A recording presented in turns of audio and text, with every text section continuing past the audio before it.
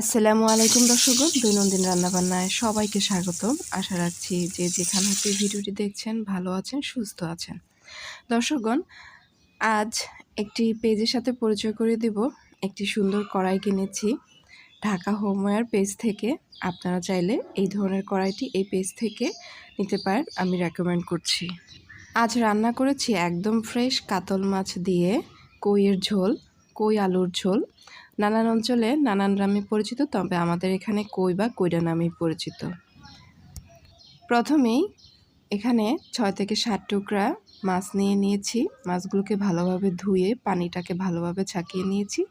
এখন 1 চা চামচ পরিমাণ হলুদ গুঁড়ো আর আধা চা চামচ লবণ দিয়ে ভালোভাবে মাখিয়ে নিচ্ছি। একটু হাত দিয়ে সুন্দর করে মাখিয়ে নিচ্ছি, এতে করে মাছের একদম সব দিকে খুব সুন্দরভাবে হলুদ আর লবণটা লেগে গিয়েছে। চুলার লো হিটে কড়াইটা আগে একটু 1 মিনিট বসিয়ে নিয়েছিলাম। কড়াই গরম হলে এখানে সরিষার তেল দিয়ে দিচ্ছি 1.5 টেবিল চামচ পরিমাণ। আপনাদেরকে একটু কাত করে দেখিয়ে দিচ্ছি, এখানে কিন্তু 1.5 টেবিল চামচেরও কম হবে, খুব অল্প তেলে হবে। এবং সরিষার তেল যেহেতু একটু ঘনত্ব বেশি, তারপরেও কিন্তু খুব বেশি লাগেনি, খুব সহজেই মাছগুলো ভাজা হয়ে গিয়েছে। তেলটা গরম হয়ে এলে চুলার আঁচটা মিডিয়াম দিয়ে আমি মাছগুলোকে ভেজে নিচ্ছি। প্রথম 30 সেকেন্ড চুলার হিটটা একদম ফুল হিট দিয়েছি এবং পরবর্তীতে চুলার হিটটা মিডিয়াম রেখেছি। মাছগুলোকে 1 মিনিট এভাবে মিডিয়াম হিটে ভেজে নিয়েছি, আর প্রথমে আধা মিনিট ফুল হিটে ভেজে নিয়েছিলাম। এরপর মাছগুলোকে এভাবে একটু নেড়েচেড়ে দিচ্ছি, আর তেলটা সব জায়গা যাতে লাগে, অল্প তেলে যাতে ভাজা হয় সেইভাবে দিয়ে দিচ্ছি। 4 মিনিট পর মাছগুলোকে একটু উল্টে দিচ্ছি। এই মুহূর্তে চুলার হিটটা আমি মিডিয়াম টু মিডিয়াম লো করেছি, খুব বেশি হিট দেওয়ার দরকার নেই, কড়াইটা অলরেডি অনেক উত্তপ্ত হয়ে আছে। মাছগুলো একদম ফ্রেশ, কড়াইটাও নতুন, রান্না করতে বেশ মজা লাগছে। এই পিঠে আমি প্রায় আরও 2 মিনিট ভেজে নিয়েছি। এভাবে প্রত্যেকটা মাছের টুকরো যখন খুব সুন্দর একটা লালচে শেড আসবে, তখন চুলার হিটটা একদম লো করে দিয়ে মাছগুলোকে উঠে নিচ্ছি তেল থেকে। মাছগুলো ভাজতে একদমই খুব বেশি তেলের প্রয়োজন হয়নি প্যানটার কারণে। দেখুন আমার অনেকটা তেল রয়েও গিয়েছে, আধা চা টেবিল চামচের মতো। এখন এখানে আরও 1 টেবিল চামচ তেল দিয়ে দিলাম, সরিষার তেল দিচ্ছি, দিয়ে 1 মুঠো দেশি পেঁয়াজ কুচি দিচ্ছি। এখন চুলার হিটটা মিডিয়াম রেখে পেঁয়াজগুলোকে একটু হালকা ব্রাউন করে ভেজে নিচ্ছি। খুব বেশি ভাজতে হবে না, তাহলে কালারটা সুন্দর আসবে না। এখন চুলার হিটটা একটু লো করে দিয়ে এখানে 1 চা চামচ পরিমাণ জিরা বাটা এবং 1.5 চা চামচ পরিমাণ দেশি রসুন বাটা একদম শিল বাটায় ম্যাশ করে নিয়েছি। চুলার হিটটা এই পর্যায়ে অবশ্যই লো রাখতে হবে। দিয়ে দিলাম মরিচের গুঁড়ো 1 চা চামচ পরিমাণ আর হলুদের গুঁড়ো 3 ভাগের 1 চা চামচ পরিমাণ। হলুদ মরিচের গুঁড়ো ব্র্যান্ড ভেদে একটু বেশি কম লাগতে পারে। আমি এখানে মিডিয়াম ঝাল দেব এবং হলুদের পরিমাণটা এখন একটু কম দেব, যেহেতু মাছ ভাজার সময় বেশ ভালোভাবে হলুদ দিয়েছিলাম। এখন চুলার হিটটা মিডিয়াম টু মিডিয়াম লো হিটে রেখে মশলাটাকে 2 মিনিটের মতো কষিয়ে নিচ্ছি। সামান্য একটু পানিও দিয়েছিলাম। 2 মিনিট পর এভাবে যখন তেল আর মশলাটা আলাদা হয়ে যাবে, তখন এখানে মাঝারি সাইজের 2টি আলু এভাবে ছোট ছোট করে কেটে নিয়েছি। মধ্যম মানের স্লাইস করেছি, খুব বেশি পাতলাও না, খুব বেশি মোটাও না। আর 3 ভাগের 1 চা চামচ পরিমাণ লবণ দিচ্ছি, আর সামান্য একটু মশলাযুক্ত যে পানিটা ছিল তা দিয়ে দিচ্ছি।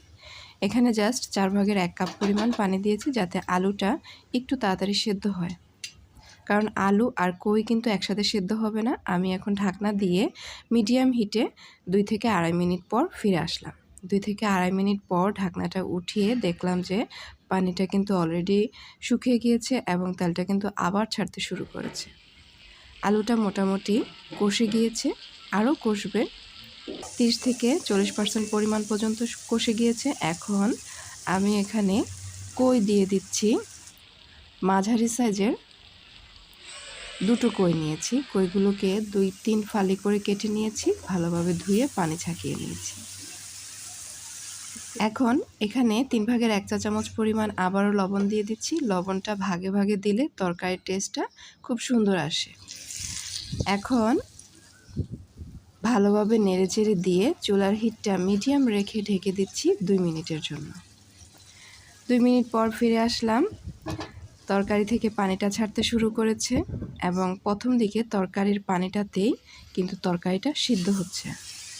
এখন চুলার হিটটা মিডিয়াম টু মিডিয়াম লো হিটে দিয়ে আরও 1 থেকে 1.5 মিনিটের জন্য ঢেকে দিচ্ছি। এতে করে আলু এবং চিচিঙ্গাটা প্রায় 60% মতো সিদ্ধ হয়ে আসবে।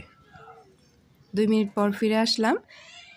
চিচিঙ্গার যে পানি ছিল, কইয়ের যে পানি ছিল সেটা অলরেডি একদম শেষ হয়ে গিয়েছে। এখন কুসুম গরম পানি এখানে দিয়ে দিচ্ছি 1/2 লিটারের মতো। খুব বেশি পানি লাগবে না। আসলে চিচিঙ্গা এখন কতটুকু সিদ্ধ হয়েছে আর কতটুকু সিদ্ধ হওয়া বাকি আছে তার উপরে মেপে পানিটা দিতে হবে। এবার একে একে ভেজে রাখা মাছের পিসগুলো দিয়ে দিচ্ছি, একটু ছড়িয়ে দিচ্ছি যাতে করে সবগুলো মাছ ঝোলের মধ্যে ডুবে থাকে। ঢাকনা দিয়ে দিচ্ছি ফুল হিটে 3 থেকে 4 মিনিটের জন্য। তবে 2 মিনিট পর একটু ফিরে আসলাম। এখন মাছগুলোকে একটু উল্টে দিচ্ছি যাতে করে 2টা পিঠেই খুব সুন্দরভাবে তরকারির ঝোলটা প্রবেশ করে। আর একটু নেড়েচেড়ে দিচ্ছি যাতে করে তলায় লেগে না যায়, যদিও এটা লাগবে না, এই ধরনেরই কড়াই। এখন মাঝারি সাইজের 2টি টমেটো দিয়ে দিচ্ছি। টমেটোটা দেওয়াতে তরকারির যেমন স্বাদ আসে তেমনি করে টেস্টও আসে। 2টো কাঁচামরিচ দিচ্ছি আর টমেটো আন্দাজে 1 চিমটি লবণ দিয়ে দিচ্ছি। এতে করে টমেটোটা খেতে ভালো লাগবে। ঢাকনা দিয়ে আরও 2 মিনিট পর ফুল হিটে রান্না করে নিলাম। এখন ব্যাক করছি।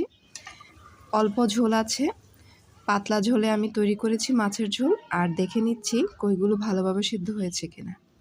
লাস্ট 1 মিনিট চুলার হিটটা একদম লো করে দিয়ে এখানে পছন্দসই ধনিয়াপাতা দিয়ে দিচ্ছি। খুব সুন্দর একটা ফ্লেভার আসবে। আধা মিনিট লো হিটে একদম দমে রেখে দিয়েছি, এতে করে ধনেপাতার কালারটা সুন্দর থাকবে কিন্তু খুব সুন্দর একটা ফ্লেভার আসবে। ব্যাস, আমার রান্না কিন্তু শেষ। এখন চুলার হিটটা বন্ধ করে দিচ্ছি। খুব সুন্দর একটা কালার এসেছে আর খুব সুন্দর একটা পাতলা ঝোল তৈরি হয়েছে। ছোট বড় সকলের জন্য এই রান্নাটা কিন্তু খুবই উপযোগী এবং খেতেও কিন্তু খুবই টেস্টি হয়। গরম ভাত দিয়ে কিন্তু খুবই ভালো লাগে। গরম ভাতের সাথে এরকম ফ্রেশ মাছ এনে কই দিয়ে যদি পাতলা করে ঝোল রান্না করে দেই তাহলে যে কেউ অনায়াসে 2-3 প্লেট ভাত খেয়ে ফেলতে পারবে। তাহলে দর্শকগণ, আমার ভিডিওটি ভালো লেগে থাকলে চ্যানেলটি সাবস্ক্রাইব করবেন।